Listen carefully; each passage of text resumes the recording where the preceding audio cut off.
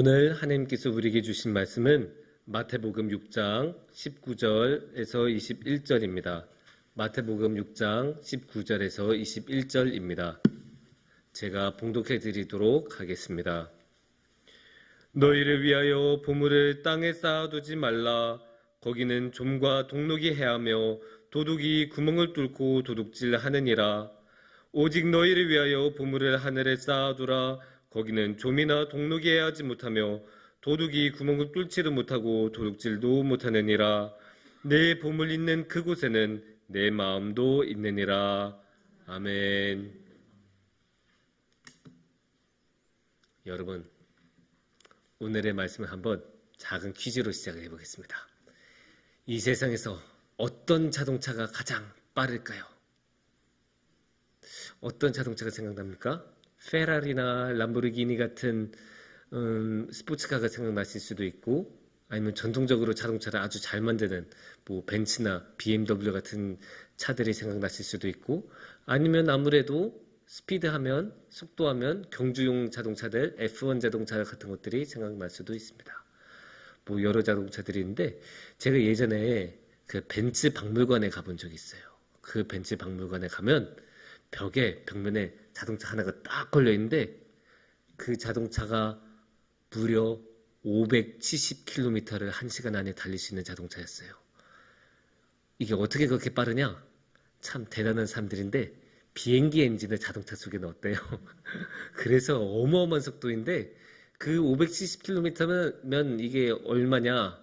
조금 더 감이 잘 오시게 말씀드리자면, 길만 뚫려 있다면 1시간 안에 부산을 찍고 대마도까지 갈 수 있는 거리예요. 또 우리 서울에서 평양을 갔다가 와도 1시간이 안 지나는 그 많은 속도의 570km면 엄청 빠르죠. 이 차가 세상에서 가장 빠른 차일까요? 그럴 수도 있죠. 근데 저는 글쎄요 라는 말을 하고 싶어요. 왜냐? 아무리 봐도 제가 생각하기에는 이 세상에서 제일 빠른 자동차는 제일 유능한 운전자가 타고 있는 자동차일 것 같아요. 만약에 저 같은 사람이 그 570km짜리 자동차를 운전한다고 해도 그만한 속도를 못 내요. 150만 넘어가도 무서워서 이거 못할 것 같습니다. 근데 아주 능숙하고 유능한 그런 운전자들은 아무리 길이 막히셔도 엄청나게 밟고 엄청난 속도를 나타내죠. 예전에 이런 전설적인 이야기가 있어요. F1 그 운전자 선수가 있었는데 공항을 가야 됐어요. 그래서 택시하고 택시를 타고 이게 가는데 길이 너무 막힌데 이제 비행기 시간이 있고 막 그러니까 안 되겠어요. 자리 바꿔요 해서 자기가 운전해서 엄청난 속도로 공항까지 제 시간에 도착했다고 해요. 결국 운전자가 가장 중요합니다. 이 운전자가 이렇게 중요한데 이 운전자가 자동차에서 결정하는 게 속도만 그렇겠습니까? 아닙니다. 속도만이 아니고 어디에 가느냐도 결국 운전자가 결정합니다. 그러니까 운전자가 오늘은 서쪽으로 가야지 하면 서쪽으로 가고, 동쪽으로 가야지 하면 동쪽으로 가고, 집에 가야지 하면 집에 가고, 교회로 가야지 하면 교회로 옵니다. 결국 결정하는 것은 자동차겠습니까? 아닙니다. 결국은 운전자가 결정합니다. 그만큼 운전자는 중요합니다. 그런데 생각해보면 운전자만 그렇게 모든 걸 결정하겠습니까? 분명히 우리 삶에도 운전자처럼 결정하는 그 무언가가 있을 것입니다. 우리의 삶의 방향, 우리의 삶의 속도를 결정하는 그 무언가가 분명히 있을 것입니다. 그 무언가가 무엇인지를 한번 오늘의 말씀을 통해 한번 생각해 봤으면 좋겠습니다. 오늘의 말씀은 어떤 말씀이냐? 마태복음 6장의 말씀이에요. 마태복음 6장은 그 유명한 예수님의 산상수훈 중의 일부입니다. 산상수훈이란 예수님께서 산 위에 올라가서 많은 사람들 앞에 예수님의 그 귀한 말씀을 전해주셨던 그런 설교문이라고도 보실 수도 있는데, 그 중에 일부분입니다. 그 일부분에서 예수님께서는 사실 오늘 하시고자 하는 말씀은 아주 간단합니다. 너네는 이 땅에 미련을 갖지 말고 저 하늘을 바라보면서 살아가라, 이 말씀을 하고 계세요. 우리가 말씀을 통해서 차근차근 한번 보시면 19절을 보면 어떻게 나옵니까? 19절에서는 예수님께서 이렇게 말씀하십니다.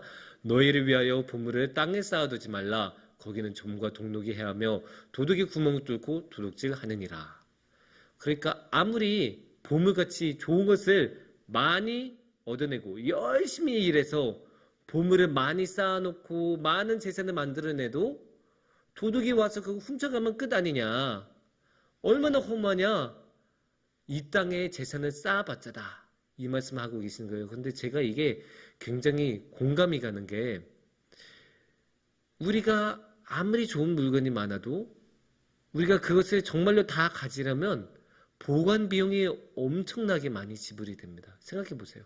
옷 좋아하시는 분들은 당연히 옷이 많이 있을 텐데 그 좋은 옷들 한 번에 막 10벌씩 입을 수가 없잖아요. 그러니까 그 많은 옷들을 보관할 옷장도 필요하고 그러면 옷장이 쌓이고 쌓이다가 진짜 큰 집, 진짜 옷 많은 사람들은 아예 방 하나를 옷장처럼 쓰기도 하죠. 드레스룸이라고 하면서. 그리고 먹는 거 좋아하시는 분들은 당연히 먹는 게 많을 텐데 그러면 어떻게 해요? 냉장고가 엄청 커야겠죠. 냉장고가 하나로도 우리나라의 가정들은 하나로도 모자라서 뭐까지 있어요? 김치 냉장고까지 있잖아요. 그렇게 많이 필요하고 그러면 또 어떻게 돼요? 옷장도 다 들어가야 돼. 냉장고, 거기 김치 냉장고까지 다 들어가야 돼. 그러면 이 모든 게 들어갈 큰 집도 필요합니다. 얼마나 많은 보관 비용이 들겠어요? 그런데 우리가 또 생각해야 되는 게 그러면 이거는 물질적인 거니까 옷 같은 건 물질적인 거잖아요. 그러면 물질적이지 않은 정보 같은 경우는 어떨까? 우리 컴퓨터 같은 건 파일 같은 걸로 저장이 되잖아요. 그러면 파일 같은 경우는 뭐 그냥 핸드폰 하나만 있으면 되는 거 아니에요? 라고 말씀하실 수도 있는데 아니에요. 이 파일도 잘 저장하고 제대로 오래 보관하려면 이거 잃어버릴 수 있잖아요. 그러니까 여기다 못 놔요. 그래서 컴퓨터로도 모자라서 외장하드로도 모자라서 웹하드. 그렇게 하면 그게 다 돈이죠. 근데 제가 친구한테 들어보니까 정부 같은 데서 진짜 중요한 자료들은 서버가 날아가 버릴 수도 있잖아요. 그러면 자료 없어져 버리니까 그러니까 안 되니까 그렇게 컴퓨터에 파일로 넣어놓고서도 또 종이 자료로 뽑아서 또 보관을 한대요. 그거 얼마나 많은 보관 비용이에요. 결국 이 땅에는 아무리 좋고 소중한 거를 많이 가져봤자 언제 없어질지 몰라서 전전긍긍하고 언제 없어질지 몰라서 그렇게 보관 비용은 많이 들면서 그렇게 쌓아두고 쌓아둘 수밖에 없는. 그래서 어떻게 나중에는 배보다 배꼽이 더 커져버리는 그런 상황이 옵니다. 반면에 20절 예수님께서 추천하신 것은 20절에 나오는데 20절을 한번 보시면 오직 너희를 위하여 보물을 하늘에 쌓아두라.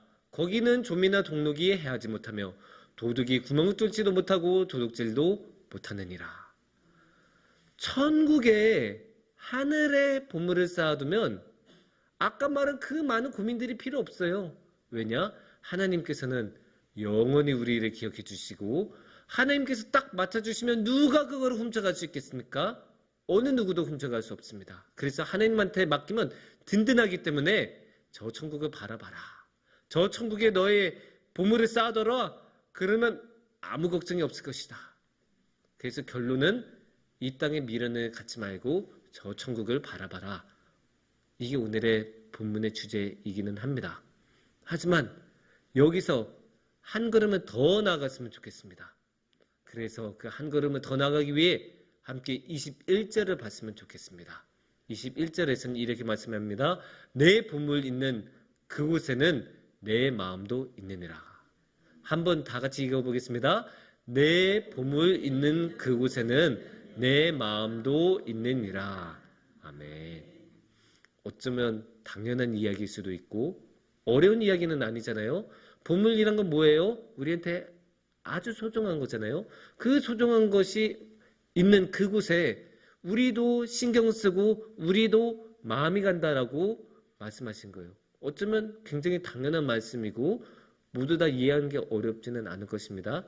그래서 아까 말씀하고 이렇게 이어서 그 맥락에서 보면 이런 뜻일 거예요. 너희가 보물을 이렇게 쌓아놔서 땅에 두면 너네 마음이 땅으로 갈 거야. 너네가 보물을 하늘에 두면 너네 마음은 하늘로 갈 거야. 그런데 이 땅에는 보물을 쌓아두면 없어질 수 있으니까 그게 얼마나 허무하겠니? 그러니까 그렇게 하지 말고 저 천국의 보물을 두고 저 천국에 집중해. 그게 영원한 길일 거야. 이렇게 예수님께서는 해주신 말씀이거든요. 근데 여기서 주목해야 되는 게 이 마음이라는 게 아닌가 싶습니다. 이 마음이 그곳에 간다고 하거든요. 보물이 있는 곳에 마음이 간다. 그러면 이 마음이란 게 뭘까요? 이 마음이란 걸 우리가 생각해 볼 만한데 이 마음이란 건 결국 우리 인격의 핵심, 가장 소중한 부분, 우리로 남게 만드는 것, 우리를 우리로서 살아가게 만드는 것, 그리고 우리가 생각하고 행동하게 만드는 것의 중심 중에 중심이 마음이라고 할 수 있어요. 그래서 우리는 이런 이야기 많이 하잖아요. 막 누가 야, 너 왜 그래? 하면 왜? 내 마음이야. 이런 말 우리 많이 하죠. 그게 그거예요. 내 마음. 우리는 모두 다 자유를 가지고 있는 사람들이기 때문에 하고 싶은 대로 행동할 수 있고 그 하고 싶은 것을 결정하는 것은 결국 마음입니다. 근데 이 마음은 혼자서 결정하냐? 아닙니다. 이 마음에 뭐가 들어있냐에 따라서 그곳을 따라 간다. 그러니까 보물을 따라서 간다라고 예수님께서 말씀하고 계십니다. 그러면 생각해 보세요. 한번 우리가 사랑에 빠졌다. 옛날에 우리가 사랑에 빠졌을 때 사랑에 빠지면 계속 그 사람이 보고 싶어 하지 않습니까?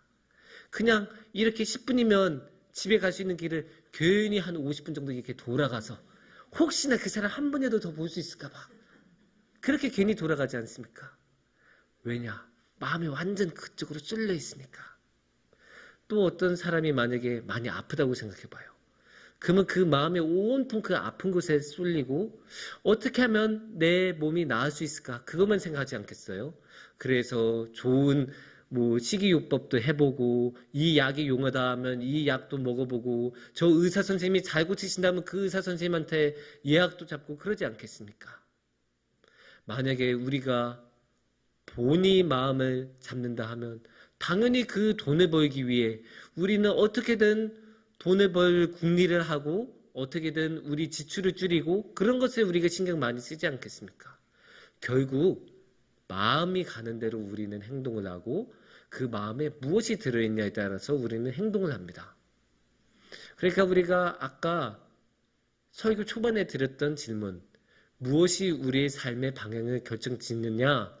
이 질문에 대한 대답은 이렇게 드릴 수 있을 것 같아요.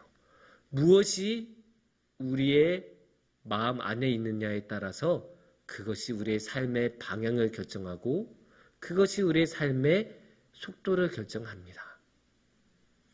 그러면 여기서 우리가 한번 우리 자신을 되돌아볼 필요가 있어요. 솔직하게 되돌아보면서 내 마음속에 가장 깊은 곳, 내 마음의 가장 중심에는 무엇이 있을까? 한번 되돌아볼 필요가 있지 않겠습니까? 그래서 우리가 그렇게 되돌아봤을 때 다양한 것들이 있을 수 있죠. 이 땅의 것이 있을 수도 있고 저 하늘의 것이 있을 수도 있습니다. 그래서 우리는 한번 우리 자신을 되돌아봐야 돼요. 그래서 만약에 이 땅의 것이 우리 마음속에 있다. 그러면 어떤 게 있을까요? 다른 사람과의 관계일 수도 있고 어쩌면 요새는 자본주의 사회니까 돈이 아무래도 우리 삶에 큰 영향을 끼치니까 돈이 우리 마음의 중심에 서 있을 수도 있고 또 우리 자신이 우리 마음의 중심을 차지할 수도 있습니다. 그러면 어떤 사람은 어떻게 행동하겠어요? 사람 관계만 중시하는 사람은 결국 그 사람 관계를 유지하기 위해 모든 힘을 다 쓸 거예요. 돈도 거기다 다 쓰고 시간도 거기다 다 쓰고 별로 가고 싶지도 않은데 모임 참석하고 별로 가고 싶지도 않은데 괜히 영화 보러 같이 가고 막 그렇게 될 거예요. 만약에 돈이 그 사람의 마음의 중심에 있다? 그러면 돈을 벌기 위해서 무엇이든 할 거예요.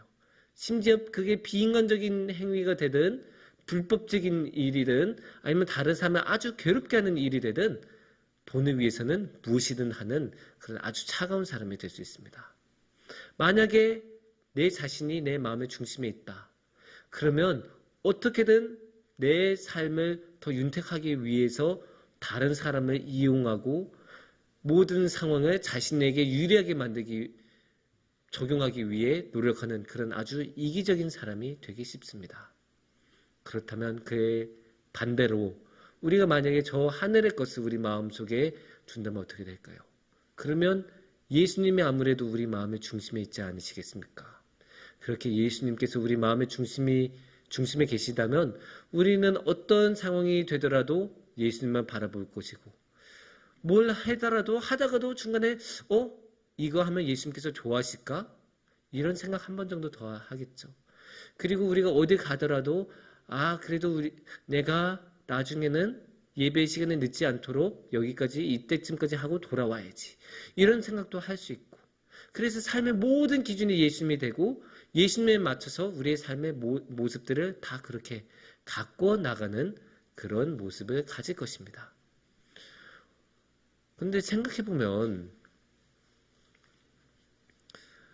예수님께서는 그러면 예수님의 마음의 중심은 뭐가 있었을까요? 당연히 우리가 있었지 않겠습니까? 당연히 예수님의 마음에는 우리가 있었을 겁니다. 왜냐? 예수님께서는 우리를 살리기 위해서 정말 뭐든지 하셨었던 분이에요. 뭐든지. 그래서 채찍질도 맞고, 그래서 조롱도 당하고, 모욕도 당하고, 사회적으로 억압도 당하고, 저 십자가까지 지고, 자신의 목숨까지도 다 내어주면서까지, 정말로 모든 것을 주면서까지 우리 곁에 오신 분이라면 정말로 이 예수님의 마음의 중심에는 우리가 있지 않았나 감히 말할 수 있을 것 같아요. 그렇다면 우리도 예수님을 우리 마음 중심에 모시는 것이 합당한 일이고 정말로 그렇게 해야 되는 일이 아닐까 그런 생각을 해봤습니다. 사랑하는 성목중앙교회 여러분, 우리 모두 예수님을 우리 마음속 가장 깊은 곳에 모셨으면 좋겠습니다. 물론 그것이 우리 마음대로 항상 되는 건 아니에요. 우리가 그렇게 하고 싶어도 살다 보면 너무 힘든 일들이 많아서, 너무 바쁜 일들이 많아서 지금 당장 처리해야 되는, 이거 처리 안 되면 당장 내일에 큰 문제가 일어나서 그래서 예수님을 우리 마음의 중심에 모시지 못하는 그런 경우가 너무 많아요. 그럼에도 불구하고 우리를 자신의 마음속 가장 깊은 곳에 모셨던 그분을 생각한다면 아무리 힘들어도 어떻게든 우리 마음에 모셔야 되지 않겠습니까? 그리고 우리가 항상 입으로는 하나님을 찬양하고 하나님은 왕이라고 하나님은 주인이라고 말을 하는데, 그렇다면 우리도 예수님을 마음속 중심으로 모신 다음에 그렇게 행동을 해야 되지 않겠습니까? 그래야 우리의 말과 행동이 일치하지 않겠습니까? 그래야 우리가 조금이라도 덜 부끄럽지 않겠습니까? 그렇게 우리가 주님을 우리 마음속에 모시고 주님을 사랑하는 마음으로 주님을 조금이라도 따라가면서 살아간다면 그 주님의 귀한 은혜가 우리 마음속에 넘칠 것입니다. 함께 기도하겠습니다.